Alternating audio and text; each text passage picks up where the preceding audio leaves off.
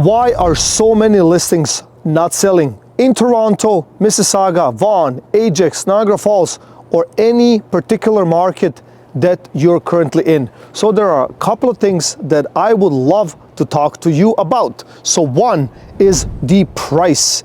We'll talk about the price, we'll talk about the marketing, we'll talk about the awareness, showings, we'll talk about the love that your neighbors are spreading and what they're doing when you have your listing or your particular property overpriced. So we'll talk about that. So let's focus on the price. Listen, the property will sell, and a big factor will be the price. So a lot of my clients and a lot of my colleagues and all of that, obviously your property is your property and you love your property, and you will always find additional ways to kind of increase the value. But for all of us that are on the other side of the fence, even though we are hired from you guys, and we respect you, and I respect my clients, and I always respect and take into consideration what they have to say, right? But sometimes indicators that the market is showing and what I'm trying to sell, it's not there.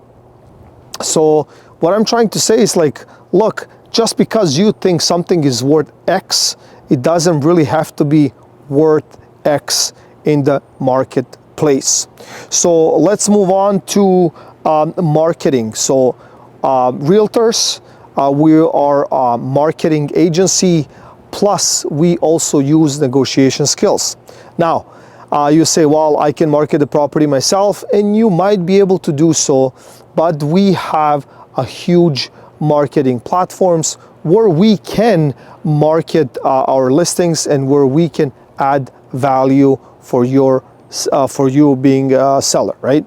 So there are so many companies that have already tried these particular methods, like for sale by owners and all of that stuff. I had many clients that tried selling their properties themselves, but then they were not successful.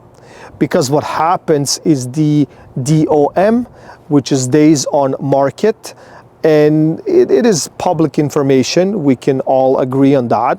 So if you have not sold a property after 60 to 90 days, I would say 45 to 60 days is a normal, and if you did your due diligence as a realtor, you would be able to sell the property between 45 to 60 days on average in a normal market.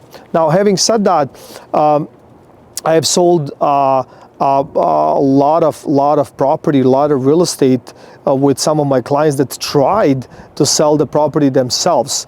But two things get in the way. One, there's really no support selling it yourself. Number two, like most of the time, these sellers, they take pride in their value and their real estate and their property, and you should 1000%. But sometimes you can get in the way of your own success, right? Because your ego might kick in, and trust me, I own, and my ego gets in the way if somebody tells me, listen, this is not right, or your staircase color is not like, you should have done it this way. No, I like it this way because it's my house, and I chose and I spent dollars to do that, but maybe that will not succeed. So sometimes these sellers, they can get in their own way by trying to sell it, right? And especially if they might get into a argument with a potential buyer, that's even worse. And I have seen that even with my listings. I tell my clients, like, if you don't have to be there, I respect you. It is your property. If you want to be there, be there. It's your house, okay? Like, I do not want to kick you out.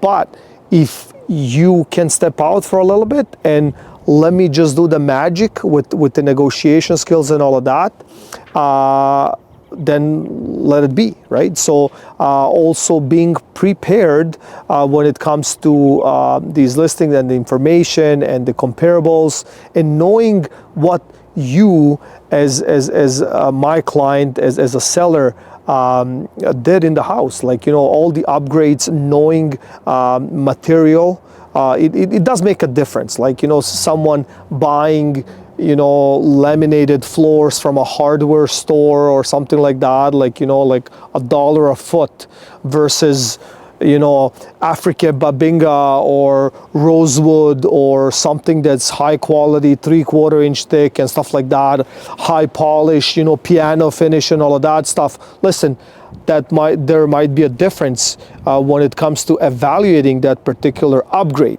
Now, it might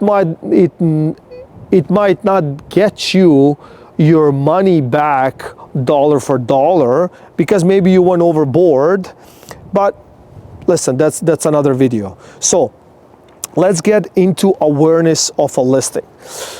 So look, I hear it all the time, I see it all the time. I would love to prepare my listings before we list.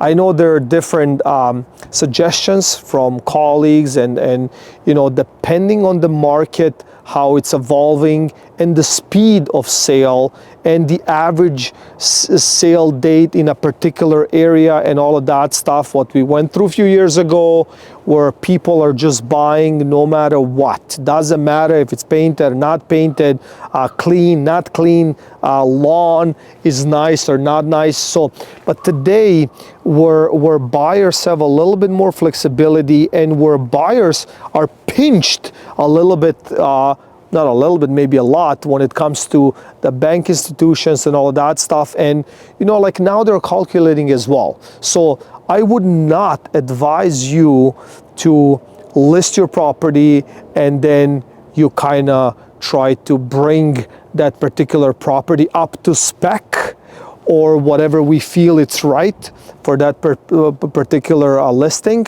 So I would suggest you do all of it before. Take some nice high quality photos, maybe a walkthrough. Don't be shy, talk into the camera. I hear it all the time from my colleagues and stuff like that. I'm camera shy and stuff like that.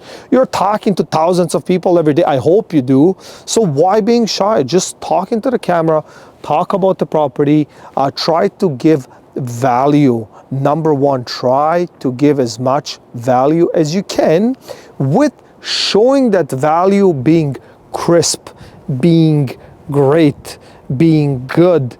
We are ready. We gave you the best product in the market for the price.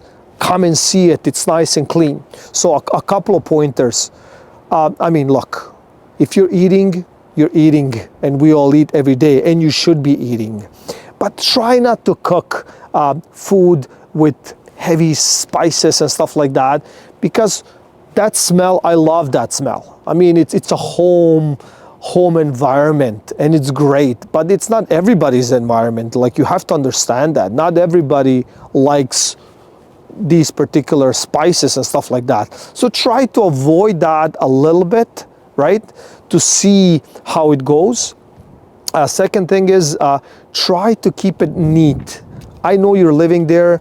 Some of you might have kids, might have dogs, cats, etc.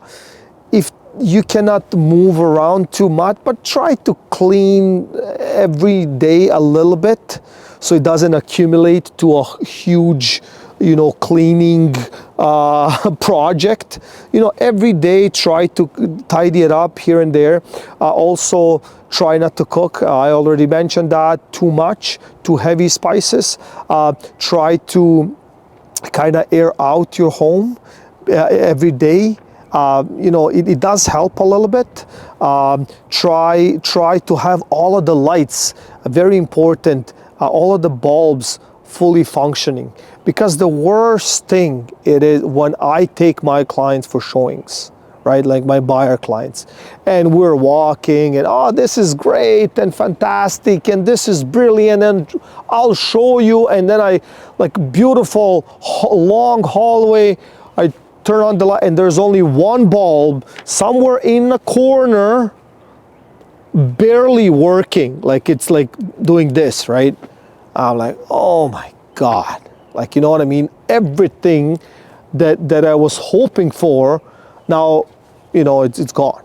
Because like now it's not even upselling. It's like me trying to explain to my buyer client why this hallway is brilliant, because it's, you know, 8 foot in width, and you can do additional this and additional mirrors and blah blah blah, right? Like I'm just trying to paint a dark picture, and they're like, okay, Ellis, we just don't like the house. I'm like, well, you haven't even walked in the home properly, so at least give me a chance. So now I have to upsell, and then it becomes pushing and pulling, and then my buyers are like, okay, so are you working for me? Like, avoid the debate, even with buyer agents. Avoid it. Just fix it now. Change the bulbs, right? Keep it clean. Very important. I know we have some clients, buyer clients, they're ridiculous, okay? Like I even told some of my buyer clients, I'm like, look, like if you're gonna sniff out every single corner in this house to check if there's proper amount of silicone on all the edges, it's not going to work. Like people live here. This, you know, particular property, it might be 20 years old, 30 years old, right? So, but it's in good shape, and we can tell if something is in good shape. It doesn't matter if the tiles are 30 years old and out of style and who knows, right? But they're not cracked. They've been well kept, clean, right? Take all of that stuff from your kitchen counters and whatnot, right? Like you guys like it, I like it too. Listen, I'm not selling my property currently. All kinds of stuff on it. Knives, toasters, coffee machines, the other coffee machine, all kinds of stuff, because I live there, I want to be comfortable. I got to do what I got to do, okay? In the morning, at night, whatever. But when I'm selling, I'm trying to show the property as sterile as possible so they can visualize their own maybe knife set and their own coffee machine, etc. You get the point, exactly. So let's move on to the next. You need showings. If we cannot, couple of factors. One is the price. If we cannot put that price to be fair for the current market value, we're not gonna have any showings. And a good indicator is you let her run for a week. If there's 0 showings, listen, no sale, right? The chances of you selling with no showings, I'm not gonna say impossible, because everything is possible and we have seen it in the past, but all I'm saying is like your chances get slim, right? Because people need to see the property in order to buy the property, especially in today's market. Okay, so let's move on. Now this one is interesting, I even wrote it down. Your neighbors will love you and laugh at the same time. So when does this happen? So if you overprice your property, your neighbors, all of these neighbors, they're gonna love you. They're gonna say, well, look, my neighbor John, okay, as an example, he listed the property, you know, $700,000 over the market value. You know why? Because my property is worth that. Okay, so automatically your neighbor is thinking, oh, this is great, right? But then around the corner, that guy that has a professional realtor that knows what they're talking about will say, look, I understand that this property is at X when it comes to the price, but this is the market value. So let us do the right thing and let us get you the most amount of money in your pocket based on the current situation and the market value. And let your neighbor John, in the example, help us with that. So then you're like, okay, so how is he, because he's my competition, how is he going to help me? Well, it's very simple. He's way overpriced. He's driving up that level of money or value. He's driving it so high, and what we will do, we're gonna look so much better. So we love sometimes these Johns that just like have ridiculous list prices and they sit on the market, you know, for 30, 60, 90, 3,000 days. And all they're doing, they're just helping everyone else in the neighborhood sell except them. I don't know the reason. And most of the time, you know, every owner and every seller said, I need this much money. It's like, you know what I mean? It's like going to a grocery store. Well, I need this. Okay, so, well, like, how did you get to that particular number? Okay, so then they get into, well, you know, my son told me, so how old is he again? Like, he's 12, because he saw something on the internet, HGTV, he saw selling, I don't know, California selling Miami, New York, all of these shows. Guys, these shows are staged. It doesn't work like this in real life. Understand that, please, okay? So in the real world, how it works, it's data, right? It's data driven, it's marketing driven, it's a negotiation skills driven, it's your knowledge walking to the property, selling that particular property. How do you do that? And then when there is a buyer agent and their client, right, coming in, how do you assist them to create that value for that particular listing?